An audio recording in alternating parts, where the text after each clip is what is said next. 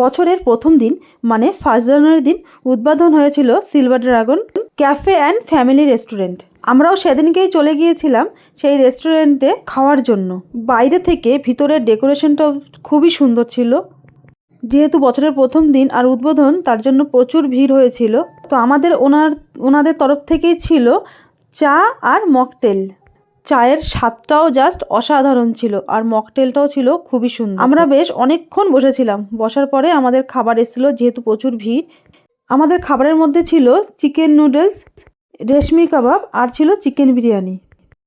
খাবারের স্বাদগুলো খুবই সুন্দর ছিল, খুবই ভালো ছিল। চিকেনের পিসটাও খুব সুন্দর ছিল, বিরিয়ানিটাও খুবই ভালো ছিল। সবথেকে বেশি আনন্দ পেয়েছি, ওনাদের একটু ভুল হয়েছিল, মানে আমরা গ্রেভি নুডলস চেয়েছিলাম, তো ওনারা হাক্কা নুডলস দিয়ে দিয়েছিল। পরে আমাদের আবার বানিয়ে দিয়েছিল, তার জন্য কোনো রকম টাকা নেয়নি। আর সব খাবারের উপরে ছিল 15% ডিসকাউন্ট।